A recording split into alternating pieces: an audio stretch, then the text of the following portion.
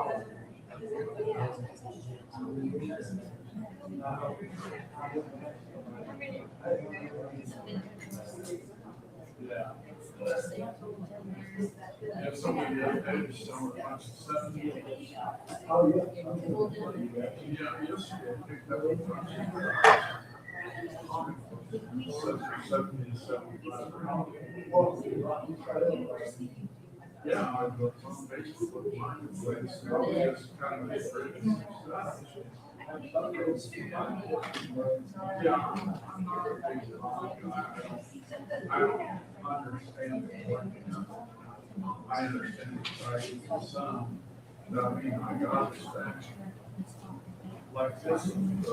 right, we're continuing our look at Isaiah. We're in chapter 46 and the stretch that we call the Book of Comfort, also the stretch within that we call the Babylon cluster, which is all having to do something with Babylon. And I just wanted to give a quick review of last week. Question number 1, in verses 3 through 4, again, we're in chapter 46.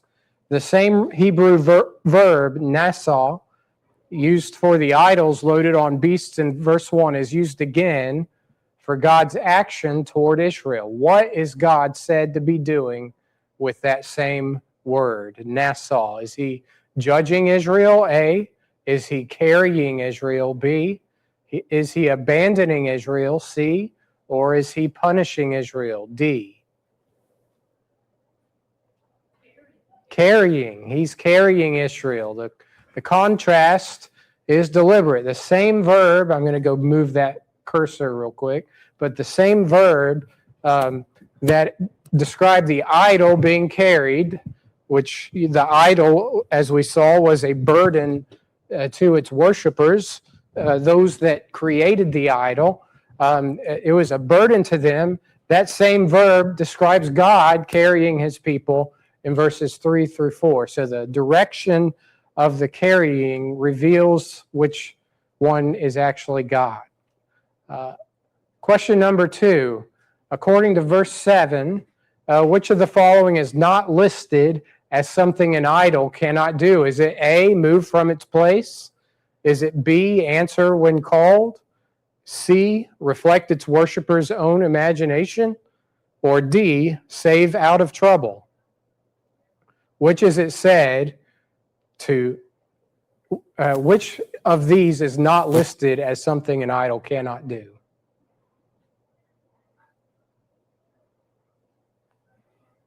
This one might have been worded tricky. All right, so it's C. It is said, it is not listed that it does not reflect its worshippers' own imagination. Does the idol reflect its worshippers' own imagination? Does the idol reflect its worshippers' own imagination?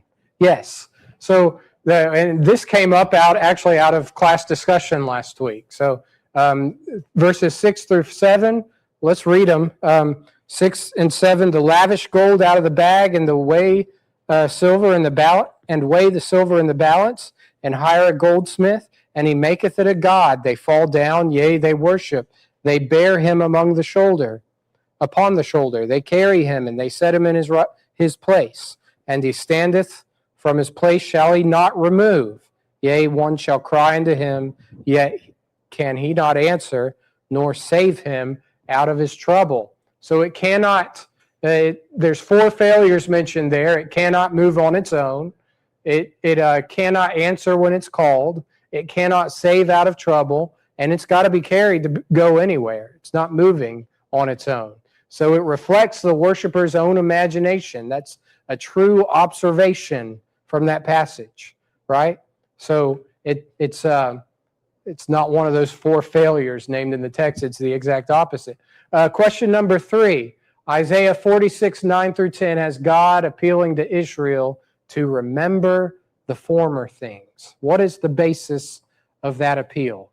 Is it A, Israel's own moral effort? Is it B, God's track record of declaring things beforehand and bringing them to fruition? Is it C, the wealth used to build the temple? Is it D, a vision Isaiah alone received privately? B, God's track record. God grounds the appeal in his own demonstrated reliability, the fact that he can be trusted.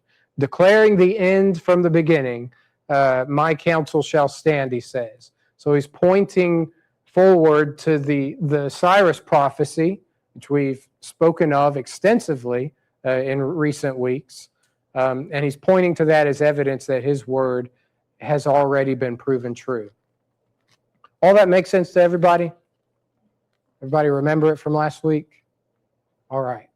So that is actually, that final question is a good segue into what we're talking about this evening, because we left off looking at verse 8. But I wonder if I could have somebody read again for us verses 8 through 10. Isaiah 46, 8 through 10. Remember this and stand firm. Recall it to mind your transgressions. Remember the former things of old, for I am God, and there is no other. I am God, and there is none like me.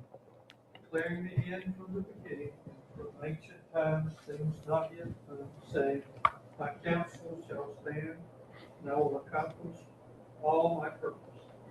All right, thank you, brother. So we've seen in verses 1 through 7 of this chapter how that God dismantles Babylon's gods, all false gods when it comes down to it. He has dismantled them.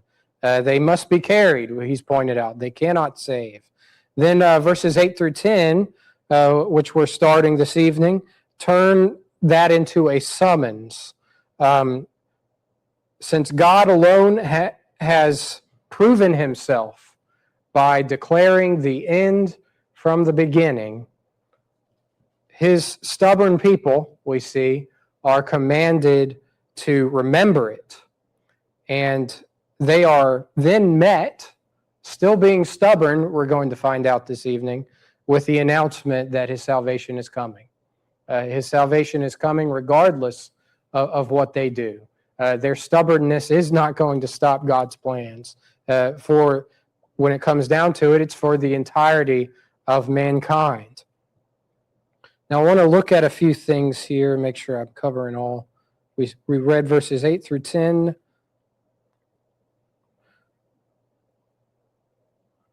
I'll go ahead and read verse 11 here. Calling a ravenous bird from the east, the man that executeth my counsel from a far country, yea, I have spoken it, I will also bring it to pass. I have purposed it, I will also do it. Who do you think that ravenous bird is he's referring to in verse 11? Cyrus, absolutely. He's still pointing, we're in essence still looking at courtroom evidence here. Why should we trust him? So if we look at verse 8, there are two things that the transgressors are told to do. What are those things? In verse 8.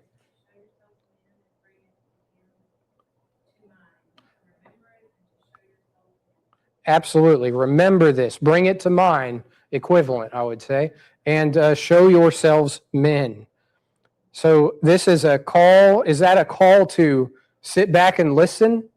Or is that a call to something more active on their part? More active, right? Verse 9, God grounds his claim, there is none else. Have we heard that before in recent chapters? There is none else. He's basing that on something in verse 10. What's he basing it on?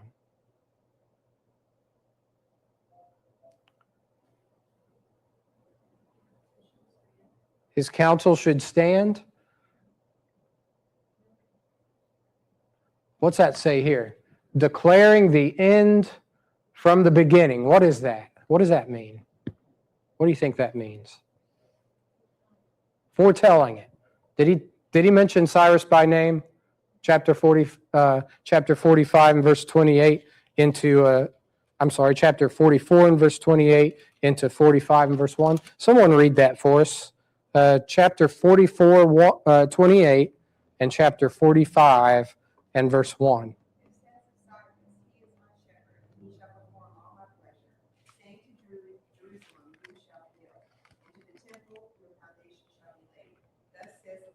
his anointed, to Cyrus, whose right hand I have held, to subdue nations before him and loose the bonds of kings, to open before him the judgment doors, so that the gates will not be shut.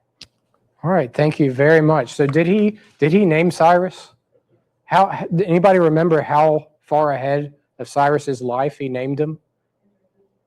150 years. Absolutely. Does it sound like he's declaring the end from the beginning? Are Bel and Nebo able to do that? Or were they? No. So God is the only being that is outside of time and yet is in control of history, isn't he? And he's the only one that could announce something like that and guarantee it. So it's fulfilled prophecy. It's being offered once again as courtroom evidence here. And the same logic as Deuteronomy 18, verses 21 and 22, you see that test of a prophet. If a man declare a thing, I have it right here. If thou shalt say in thy Deuteronomy 18, beginning in verse 21, if thou shalt say in thine heart, how shall we know the word which the Lord hath not spoken? When a prophet speaketh in the name of the Lord, and if the thing follow not, nor come to pass, that is the thing which the Lord hath not spoken, but the prophet hath spoken it presumptuously. Thou shalt not be afraid of him. So this is evidence that Isaiah is providing in that same vein there. In Isaiah 44, which we read a few weeks ago, Isaiah 44, we just read it 28 to 45 in verse 1, we have this prediction of Cyrus 150 years before the fact, before the man's even born.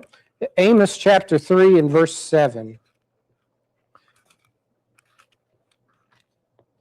Amos chapter 3 and verse 7, behold, I will raise them out of the place whither ye have sold them, and will return your recompense upon your own head. Here it's being directed at Israel. There's a similarity between what we just read, Deuteronomy 18, 21 through 22, Isaiah 44, 28 through 45 and verse 1, and Amos 3, 7.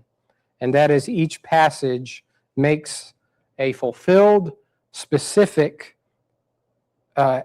declaration before the fact, and that is a mark of a true God who can declare the end from the beginning. Now, let's look at the New Testament.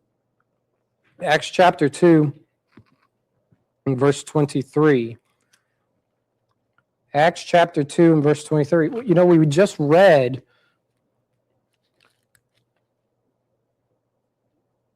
in verse 11 again, calling a ravenous bird from the east, the man that executeth my counsel from a far country. Yea, I have spoken it, I will also bring it to pass. I have purposed it, I will also do it, he says. Now let's look at Acts 2:23.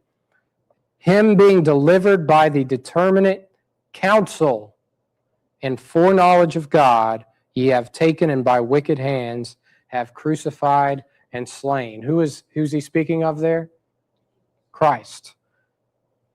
Acts chapter 4, just a few chapters over. Acts chapter 4, verses 27 and 28. For of a truth against thy holy child Jesus, whom thou hast anointed, both Herod and Pontius Pilate, with the Gentiles and the people of Israel, were gathered together for to do whatsoever thy hand and thy counsel determined before to be done. Was it a surprise to God when our Lord was delivered up to be crucified? Was it a just thing? It wasn't a surprise to God. It wasn't a just thing. It wasn't, you think Pilate and Herod are excused for what they did? No. So the cross was it wasn't a plan that was interrupted by man. Man didn't do that. You'll find that in premillennial doctrine, by the way. That the 1,000-year reign is going to, it's basically a second chance for those that I mean, it's arrogant to say, but that man could have thwarted God's plans. And so there's a 1,000-year reign, they say, that's coming, and man's going to get a second chance to accept Jesus. It's pretty arrogant, a very arrogant thing to say. Why would you do any better the second go around? Right, absolutely. I don't know that mankind's improved much since then. But this was the plan. Our Lord's crucifixion, his sacrifice was the plan, and it was executed by men such as Herod and Pilate and others. So right now, that there might be circumstances that look like chaos to us, with no plan behind them. Unjust situations with no plan behind them. Should we let that get in the way of trusting God? No. You believe in God's providence? You believe Romans 8:28? For we know that all things work together for good to them that love the Lord and are purposed and are called according to his purpose. We believe that? So here God is claiming to be the sole deity. He's standing outside time, declaring the end from the beginning. And what he says, my counsel, my plan will stand. You can't thwart God's plan. But what we see here, what are the two things that the Israel is being directed to do in verse 8?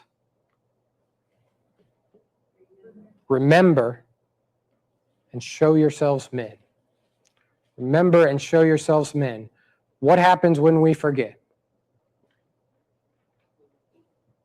What's that? We repeat. We relapse, we could say. When we forget, when we lose focus.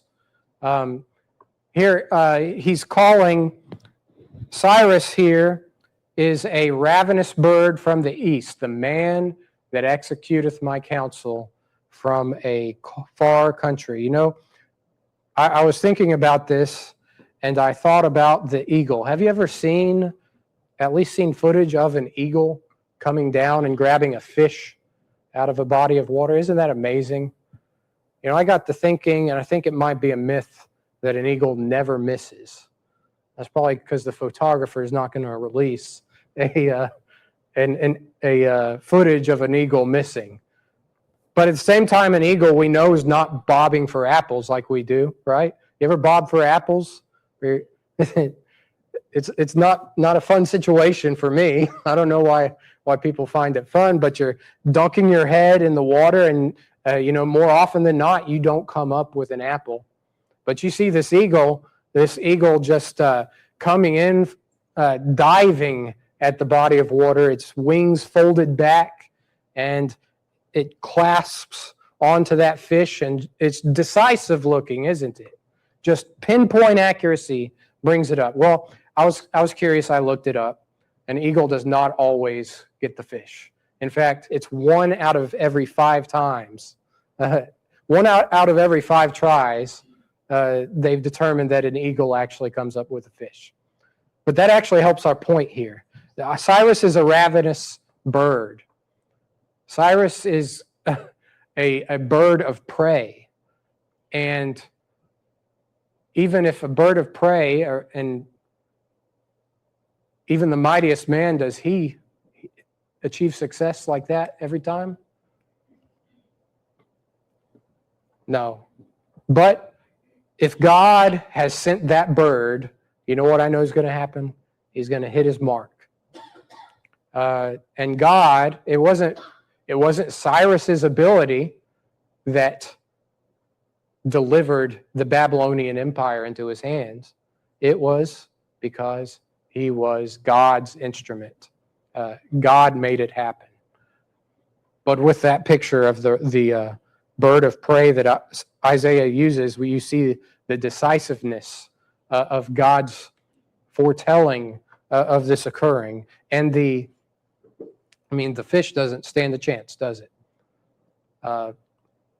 Babylon didn't stand a chance, and no one who stands against the plan of God stands a chance. So the application here, God's track record is the ground for present trust. Because the captive in Babylon could see what was happening with their own eyes. It's current events to them, this man Cyrus coming up. They're seeing this before their eyes. Those that are in that area when Persia takes over, they're seeing all this take place before their very eyes. And today, we see it in the historical record. We can look at this and say, I trust the one that declared the end from the beginning. And so when I am going through something, I'm going to be called to trust God and his plan, aren't I? Circumstances might change, might not change, but the outcome I know, I'm in good hands. I'm in the hands of the one whose hands hold everything. Make sense to everybody? All right, so we have I think I had a few Hebrew words. We might skip over these. Show yourselves men it's what it sounds like. This is he's calling for resolute courage. He's calling them to attention and declaring that Hebrew word nagad, declaring, to announce, to set a matter out in front of someone as an established report. We have one more here. Akarit. The latter end, what you see translated there in verse 10 as the end or the latter end. It's the outcome, a trajectory with a determined terminus. It's not some vague outline that is set. It's a settled outcome. In the same word Jeremiah gives in 29 and verse 11 for the expected end. So there in verse 11 he says, I have spoken it. I will also bring it to pass. I have purposed it. I will also do it. And can you trust him to do it? You just saw him declare the end from the end from the beginning. You can trust him.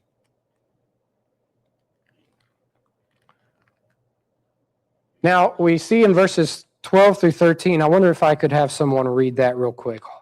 Verses 12 through 13 of Isaiah 46.